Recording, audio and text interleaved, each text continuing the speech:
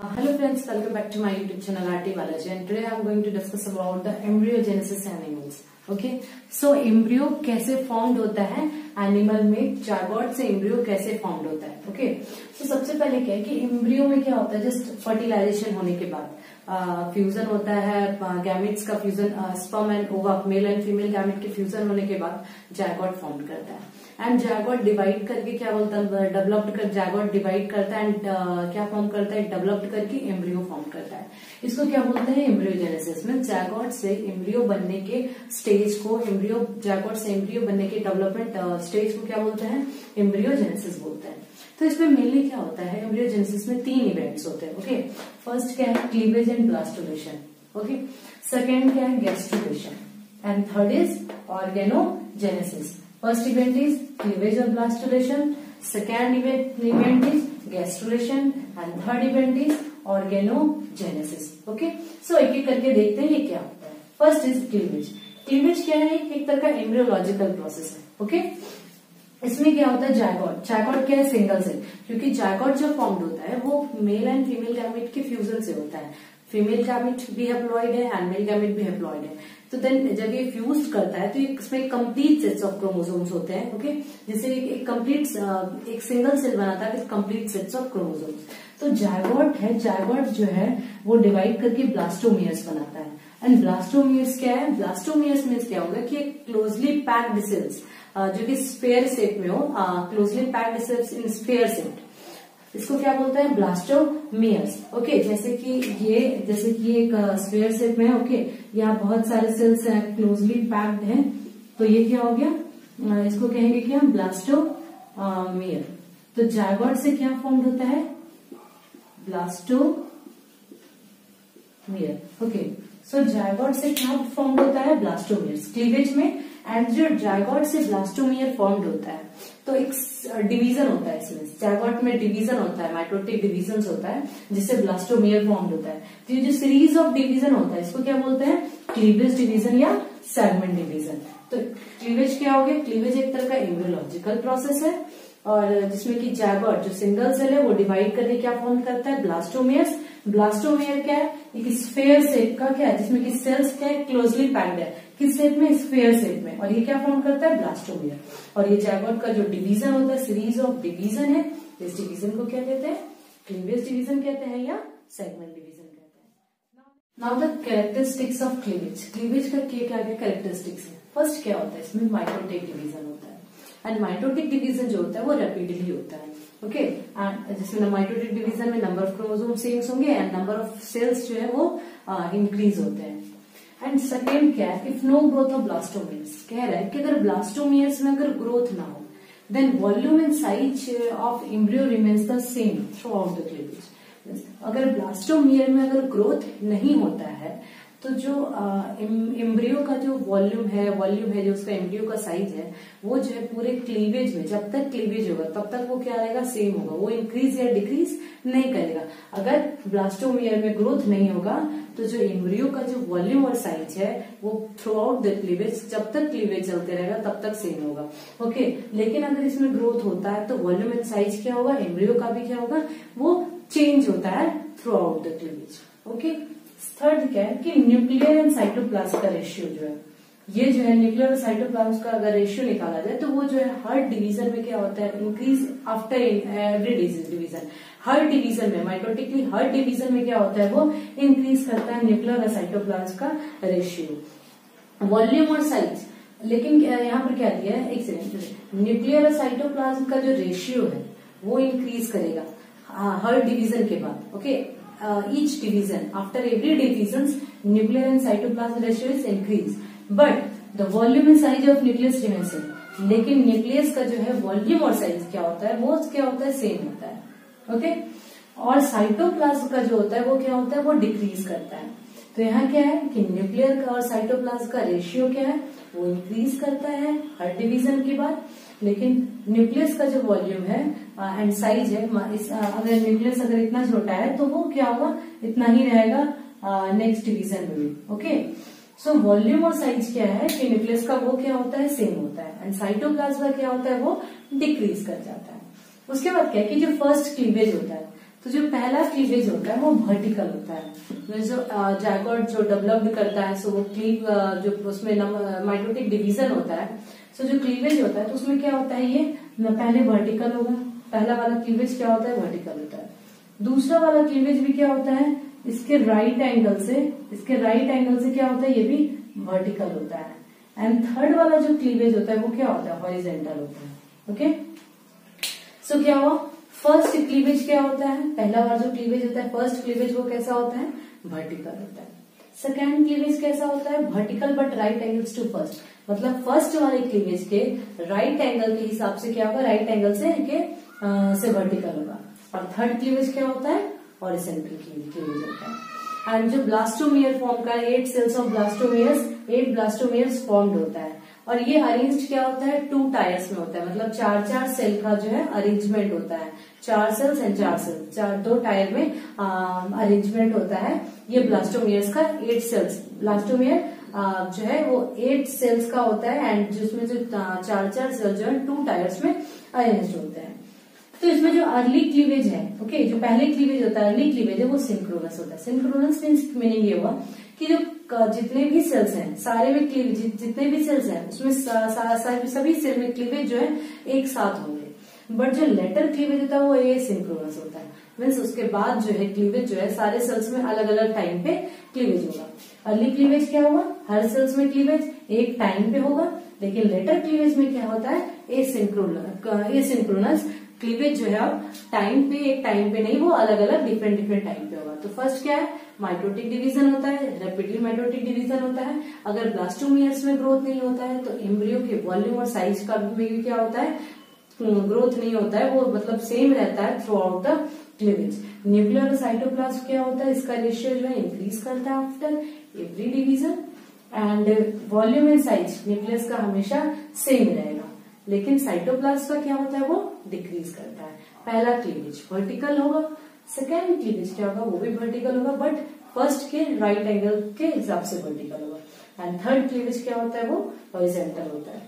And 8 sales का जो है ब्लास्टोमियर्स फॉर्म्ड होता है, जो 2 टायर्स में ब्लास्टोमियर्स अरेंज होते हैं, वो 4-4 सेल करके। पहला क्लीवेज क्या हो जाएगा, अर्ली क्लीवेज होता है, वो सिंक्रोनस, सारा क्लीवेज जो होता है सारे सेल्स में क्लीवेज वो एक साथ होगा, एक टाइम पे होगा। बट लेटर क्लीवेज क्या होता है, एसिंक्रोनस, ये जो है अलग अलग टाइम पे क्लीवेज होता है। ड्यूरिंग क्लीवेज, जब क्लीवेज होता है उसमें ऑक्सीजन का कंजप्शन बहुत ज्यादा होता है and removal of CO2, oxygen का ज्यादा कंजप्शन होता है और कार्बन डाइऑक्साइड का क्या होता है, रिमूवल। ओके, और यहाँ पर जो होता है ये ऑक्सीजन का कंजप्शन और रिमूवल ऑफ गैसेस CO2 ये बहुत हाई होता है, मीन्स यहाँ गैस एक्सचेंज बहुत ज्यादा होता है। गैस एक्सचेंज इसलिए ज्यादा होता है क्योंकि एम्ब्रियोनिक सेल को ज्यादा से ज्यादा एनर्जी चाहिए फॉर ग्रोथ एंड डेवलपमेंट, इसलिए यहाँ क्या होता है, क्लीवेज के टाइम में गैस एक्सचेंज बहुत हाई होता है। सेकेंड क्या है कि ब्लास्टोमियर जो होता है वो बहुत एक्टिव होता है, माइटोटिकली मेटाबॉलिकली वो बहुत एक्टिव होता है। एंड एक्टिव इतना ये बहुत ज्यादा एक्टिव होता है, इसकी वजह से जो मतलब इसमें से रिजर्व फूड रहते हैं, रिजर्व प्रोडक्ट्स जो इसके पास स्टोर रहते हैं, फूड मटेरियल जो भी रिजर्व प्रोडक्ट्स इसके पास रहते हैं वो उसको किसमें कन्वर्ट कर देता है, सिंपलर फॉर्म में कन्वर्ट कर देता है। ओके, सो ब्लास्टोमियर क्या है, वो बहुत ज्यादा एक्टिव होता है, इसलिए वो रिजर्व प्रोडक्ट को किसमें कन्वर्ट कर देता है, वो सिंपलर फॉर्म में कन्वर्ट कर देता है। एंड प्रोटीन इंपॉर्टेंट क्यों होता है, स्पाइनल माइटोटिक एपरेटस, मीन्स क्या होगा कि माइटोटिक डिवीजन जो होता है उसके लिए प्रोटीन जो है बहुत इंपॉर्टेंट होता है, बहुत ज्यादा उसका जरूरत होता है। एंड लिपिड्स क्या होता है, लिपिड्स का जरूरत किस लिए होता है, मेम्ब्रेन फॉर्मेशन, सेल फॉर्म्ड हुआ, ओके, उसके चारों साइड जो मेम्ब्रेन फॉर्म्ड होगा तो उसके लिए क्या जरूरत होता है, लिपिड का जरूरत होता है। तो क्लीवेज के टाइम में ऑक्सीजन का कंजप्शन एंड रिमूवल होता है CO2 का, ताकि गैस एक्सचेंज ज्यादा होता है, हाई होता है, ताकि एम्ब्रियोनिक सेल को ज्यादा से ज्यादा एनर्जी मिल सके। एंड ब्लास्टोमियर बहुत एक्टिव होता है, इस वजह से क्या होता है कि जो रिजर्व फूड प्रोडक्ट्स है वो किस पे कन्वर्ट हो जाते हैं, सिंपलर फॉर्म में कन्वर्ट हो जाते हैं। Okay, now the patterns of cleavage. Blastomere जो 8 सेल स्टेज का होता है तो उसमें जो क्लीवेज होता है एंड सेल का जो अरेंजमेंट होता है वो कैसे होता है, तो इसमें क्या होता है, 3 टाइप्स के क्लीवेज होते हैं, 3 टाइप्स ऑफ क्लीवेज। फर्स्ट क्या है, radial cleavage, bilateral cleavage and third is spiral cleavage है। ओके, सो इसमें क्या होता है, इसमें जो ब्लास्टोमियर जो 8 सेल स्टेज का होता है तो इसमें जो है सेल 2 हाफ्स में अरेंज होता है, एक क्या है ये, एक लोअर हाफ्स में अरेंज है, एक क्या है ये नीचे है, और दूसरा क्या है इसके जस्ट ऊपर। मीन्स यहाँ जो अरेंजमेंट होगा 8 सेल स्टेज का वो 2 हाफ्स में, lower halves and upper halves में। 4 जो अपर हाफ्स में 4 सेल्स एंड लोअर हाफ्स में 4 सेल्स। ऐसे अरेंजमेंट को क्या बोलते हैं, ऐसे सेल अरेंजमेंट के क्लीवेज को क्या बोलते हैं, रेडियल क्लीवेज। एग्जाम्पल क्या है, स्पॉन्जेस है, सिलेंट्रेट्स एंड सम इकाइनोडर्म्स में क्या होता है क्लीवेज, जो पैटर्न्स ऑफ क्लीवेज है वो रेडियल क्लीवेज होता है। सेकेंड क्या है, बायलेटरल। बायलेटरल में क्या होता है, जो सेल का जो अरेंजमेंट होता है वो 2 हाफ्स में होता है, राइट हाफ्स में एंड क्या होता है लेफ्ट हाफ्स में। तो ये हो गया एक्सिस हो गया, इस एक्सिस के left right half and left half में क्या होता है सेल का अरेंजमेंट होता है, एंड इसको क्या बोलते हैं बायलेटरल क्लीवेज। सो सेल का अरेंजमेंट जिसमें कि राइट एंड लेफ्ट हाफ में वो बायलेटरल क्लीवेज होता है। इसमें क्या होता है, जैसे एग्जांपल है सिफेलोपोड्स में होता है, जो मोलस्क है, कुछ इकाइनोडर्म्स एंड वर्टिब्रेट्स में भी बायलेटरल क्लीवेज पाया जाता है। Third is the spiral. Spiral में क्या होता है कि ये जो है, ये जो अपर सेल है, ओके, ये जो 4 अपर सेल्स हैं, तो ये क्या होता है, ये शिफ्ट करते हैं किधर, ये सारे सेल्स जो है वो शिफ्ट करते हैं नीचे के साइड। अपर सेल्स ये सारे सेल जो है नीचे के साइड शिफ्ट करते हैं, या तो राइट साइड में या तो लेफ्ट साइड में। एंड क्या कैसा फॉर्म कर रहे हैं, स्पाइरल शेप्ड फॉर्म करते हैं, इसको स्पाइरल क्लीवेज कहा जाता है। तो जैसे एग्जांपल क्या है, प्लैटी हेलिमेंट्स एंड एनालिड्स में स्पाइरल क्लीवेज पाया जाता है। तो पैटर्न्स ऑफ क्लीवेज क्या हुआ, 3 टाइप्स ऑफ पैटर्न्स है क्लीवेज का। जो क्लीवेज होता है ब्लास्टोमेर वो 3 तरीके से होता है, पहला radial cleavage, bilateral cleavage and third क्या है स्पाइरल क्लीवेज। रेडियल क्लीवेज में क्या होता है कि जो ब्लास्टोमेर सेल्स का जो अरेंजमेंट होता है वो 2 हाफ्स में होता है। 4 सेल्स क्या होते हैं, अपर टायर में होते हैं, ओके, 1 2 3 4 सेल्स अपर टायर में होते हैं, एंड 4 सेल्स क्या होते हैं वो लोअर टायर में अरेंज होते हैं। एग्जाम्पल स्पॉन्जेस, सिलेंट्रेट्स और इकाइनोडर्म्स है। बायलेटरल में क्या हुआ कि जो सेल का अरेंजमेंट है, तो 4 सेल्स एक्सिस से राइट साइड है और 4 सेल्स लेफ्ट साइड होते हैं, तो 2 हाफ्स में सेल्स का अरेंजमेंट होता है। एग्जाम्पल सिफेलोपोड्स है, कुछ मोलस्क है एंड इकाइनोडर्म्स है, वर्टिब्रेट्स।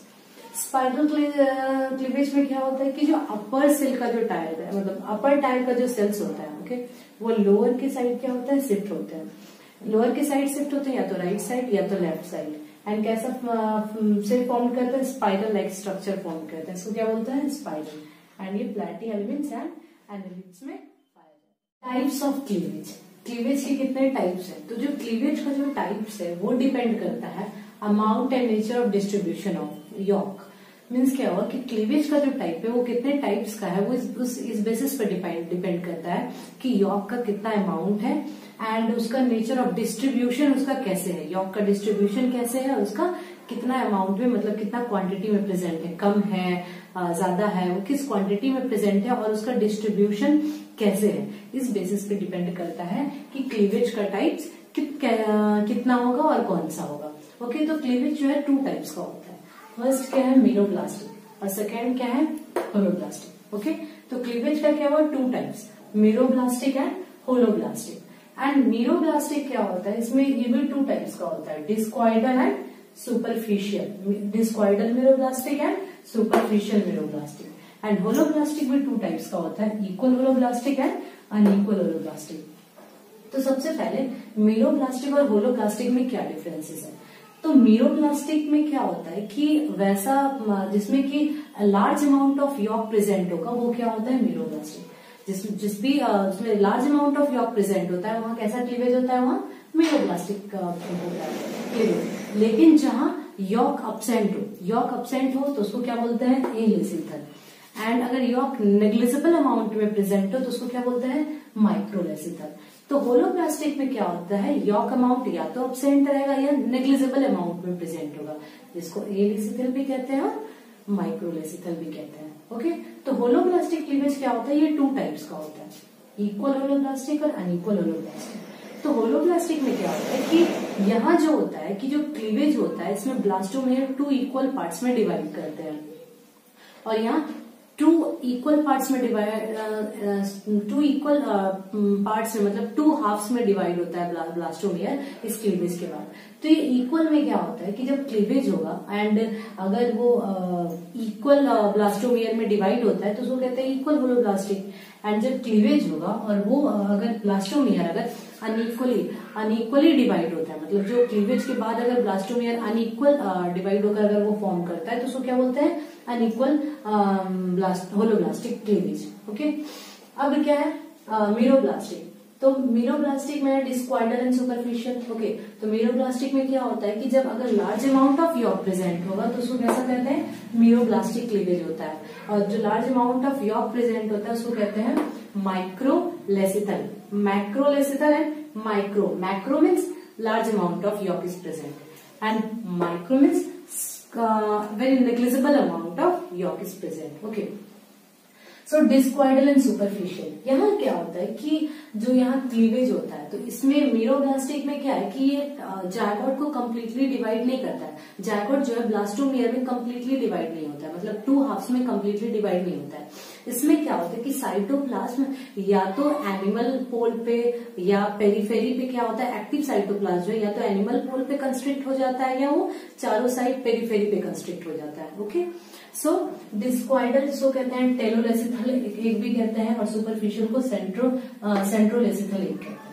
तो इसमें क्या होता है कि जो डिस्क्वाइडल क्लीवेज होता है तो इसमें जो है जो साइटोप्लाज्म एक्टिव साइटोप्लाज्म है वो एनिमल पोल पे क्या होता है, कंस्ट्रिक्ट कर जाता है। ओके, बट सुपरफिशियल में क्या होता है, जो एक्टिव साइटोप्लाज्म है वो क्या होता है, पेरीफेरी पे कंस्ट्रिक्ट होता है। जैसे कि यहाँ पर मीरोब्लास्टिक में क्या हुआ कि इसमें large amount of yolk present होता है। ओके, एंड जिसमें large amount of yolk present होगा वहां मीरोब्लास्टिक क्लीवेज होगा। ये टू टाइप्स का होता है, डिस्क्वाइडल एंड सुपरफिशियल। तो मीरोब्लास्टिक क्लीवेज में क्या होता है कि एक्टिव साइटोप्लाज्म वो कंस्ट्रिक्ट हो जाता है या तो एनिमल पोल पे या वो पेरिफेरी में कंस्ट्रिक्ट होता है, मतलब पेरिफेरी में साइड में वो स्टोर होता है। तो डिस्क्वाइडल्स को टेलोलेसिथल भी कहते हैं, सुपरफिशियल को क्या कहते हैं, सेंट्रोलेसिथल। तो नाम से ही प्रेजेंट हुआ है सेंट्रोलेसिथल। यहाँ क्या होता है सुपरफिशियल में, ये सेंटर पे, ओके, एनिमल को सेंटर पे ये जो है साइटोप्लाज्म कंस्ट्रिक्ट कर जाता है सुपरफिशियल में। एंड डिस्क्वाइडल में क्या होता है, ये पेरिफेरी पे प्रेजेंट, मतलब ये पेरिफेरी पे ये स्टोर होकर ये क्या फॉर्म किया है, जैसे डिस्क शेप्ड लाइक फॉर्म करता है, इसलिए इसको क्या बोलते हैं,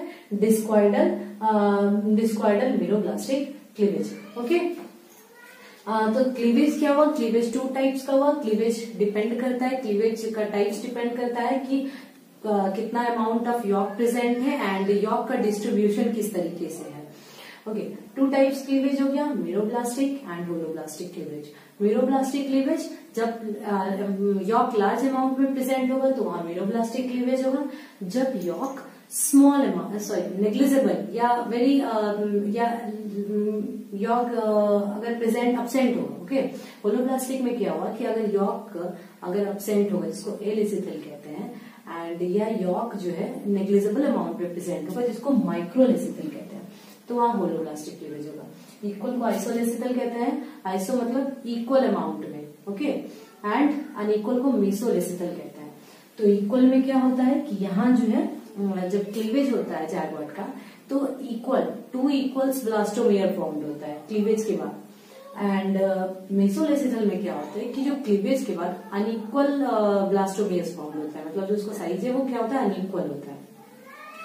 एंड डिस्क्वाइडल का एग्जाम्पल क्या है, reptiles, fees, birds, etc.. And superficial जिसमें कि वो कंस्ट्रिक्ट होता है सेंटर पे एक्टिव साइटोप्लाज्म, उसका एग्जाम्पल क्या है, इंसेक्ट। एंड इक्वल है एम्फिऑक्सिस एंड प्लासेंटल मैमल में होता है। एंड सॉरी इक्वल होता है एम्फिऑक्सिस एंड प्लासेंटल मैमल पे एंड अनइक्वल होता है बोनीफिश एंड एम्फीबिया में। तो ये क्या है, this is the now the product of cleavage. Cleavage के बाद क्या मिलता है हम लोग को, तो क्लीवेज होने के बाद क्या फॉर्म्ड होता है, ब्लास्टोमियर मिलता है, तो स्मॉल ब्लास्टोमियर फॉर्म्ड होता है। ओके, एंड ब्लास्टोमियर कैसा है, तो ये एक सॉलिड स्फेरिकल क्लस्टर है, ठीक है, ये कहता है पूरा ये सॉलिड स्फेरिकल क्या है, क्लस्टर।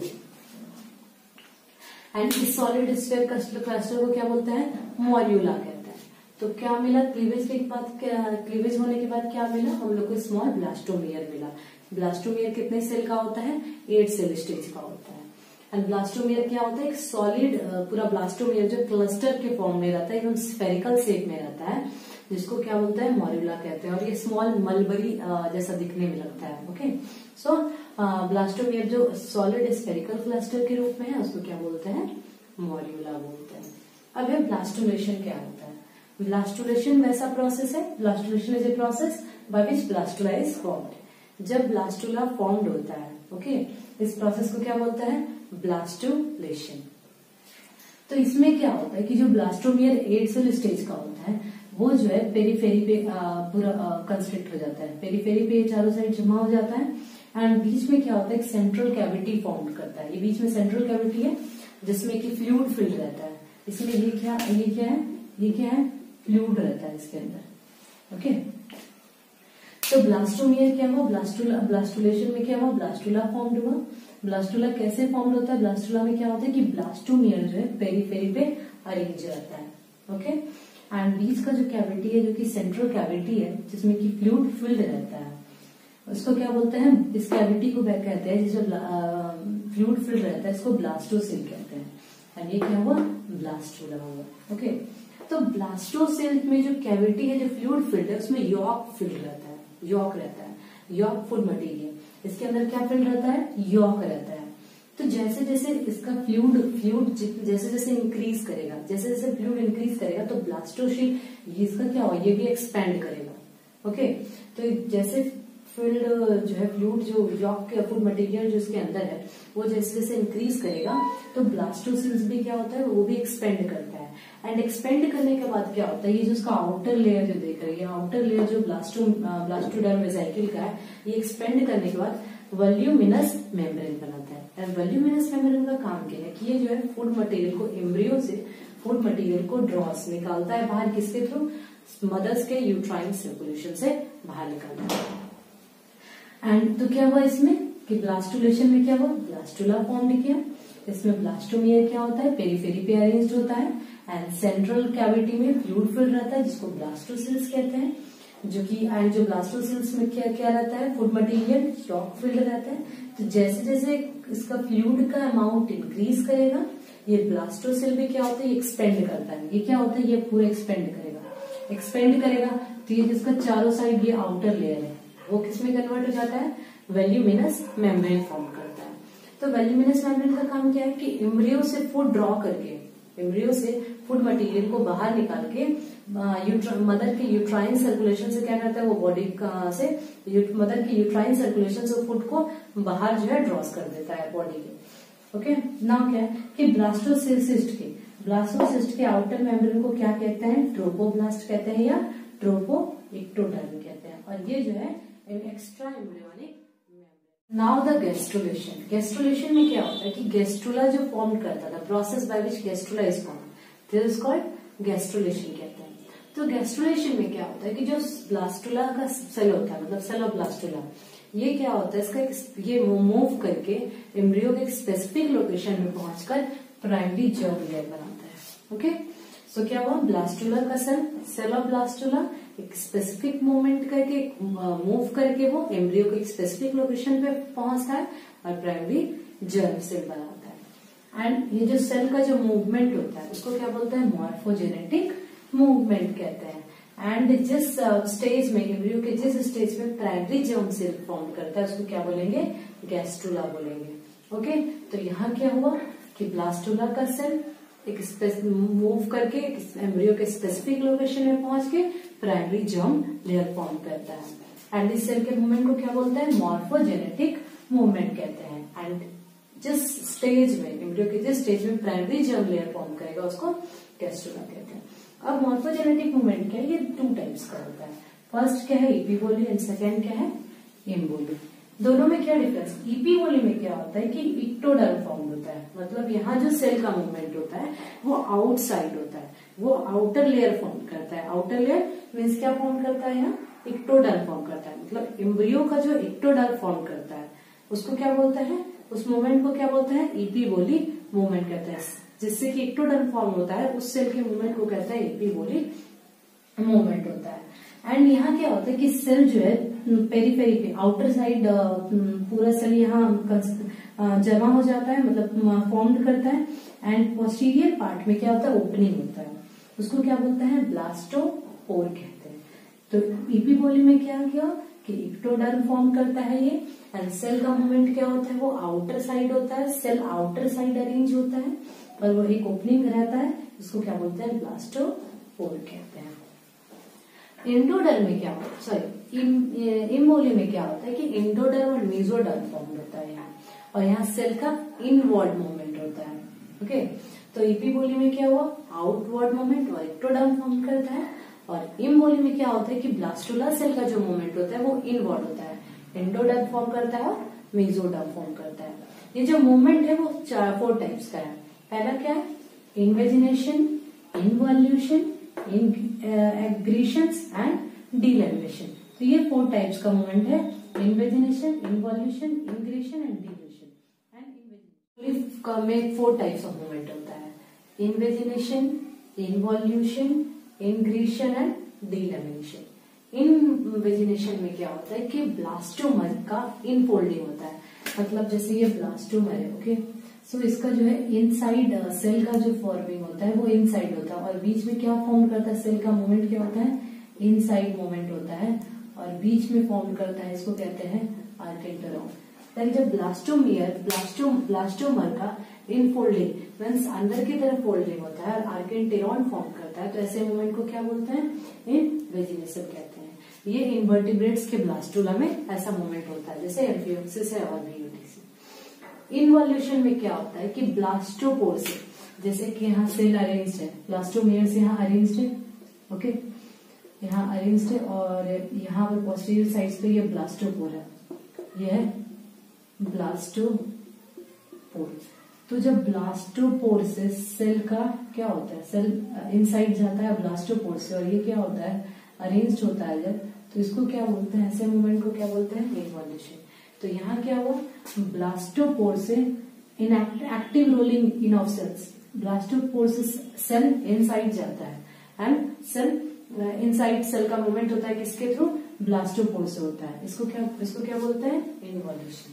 और इंग्रेशन में क्या होता है, इनवर्ड माइग्रेशन फ्रॉम वेजिटेटिव पोल, मतलब ये जैसे इक्टोडर्म है, ओके, तो यहाँ इक्टोडर्म है ये, और इसका जो मूवमेंट होता है सेल का वो ऐसे इस पोल से सीधा यहाँ बीच में मूवमेंट होता है, इनवर्ड मूवमेंट होता है, इसको क्या बोलते हैं, इंग्रेशन। तो इक्टोडर्म एरिया, एम्ब्रियो के इक्टोडर्म का जो मूवमेंट होता है, इक्टोडर्म में जो सेल होता है वो बीच में जब सेंटर पे जाता है तो इनवर्ड मूवमेंट होता है, उसको कहते हैं इंग्रेशन। डीलैमिनेशन में क्या होता है, जैसे कि वॉल, ये ब्लास्टुला का वॉल है, अगर ये मल्टी लेयर है, तो ये जो मल्टी लेयर है ये क्या होता है, सेपरेट होने लगता है, सीड्स में सेपरेट, जो मल्टी लेयर का जो सीड्स है वो वॉल सेपरेट होने लगता है, उसको क्या बोलते हैं, डीलैमिनेशन कहते हैं। और ये कहाँ होता है, एम्ब्रियो के चिक ऑफ एम्ब्रियो में ये होता है। तो 4 हो गया, invagination, involution, ingression and delamination. Invagination में क्या होता है कि ब्लास्टोमर का जो है सेल्स का इनवर्ड फोल्डिंग होता है, आर्केंटेरॉन फॉर्म करता है। इन्वॉल्यूशन में क्या होता है कि ब्लास्टोपोर से, जो ब्लास्टोपोर से इससे सेल इनसाइड जाता है, उसका इनसाइड इनवर्ड मूवमेंट होता है ब्लास्टोपोर से, तो उसको कहते हैं इन्वॉल्यूशन। इंग्रेशन में क्या होता है कि एक्टोडर्म में जो चारों साइड आउटर लेयर पे जो एक्टोडर्म होता है उसका इनसाइड मूवमेंट होता है इंग्रेशन में। एंड डीलैमिनेशन में क्या होता है कि जो ब्लास्टुला का जो वॉल है, जो मल्टी लेयर्ड वॉल है सीड्स, वो सेपरेट होता है, एंड सेपरेट होकर उसका मूवमेंट किस साइड होगा, इनसाइड मूवमेंट होगा, उसको क्या बोलता है, डीलैमिनेशन। एंड ये जो है चिक ऑफ एम्ब्रियो में। गैस्ट्रुलेशन का मेन क्या क्या कैरेक्टरिस्टिक्स है, तो सबसे पहले क्या होता है, गैस्ट्रुलेशन जो होता है वो एक कॉम्प्लेक्स है, वो कॉम्प्लेक्स प्रोसेस है। कॉम्प्लेक्स होते हुए भी क्या है, वो ऑर्डरली होता है, ओके। एंड ये इरिवर्सिबल मॉर्फोजेनेटिक मूवमेंट होता है, एक बार सेल का जैसा मूवमेंट हो गया फिर वो दोबारा से रिवर्स नहीं कर सकता, इसलिए इसका क्या है, इरिवर्सिबल मॉर्फोजेनेटिक मूवमेंट है।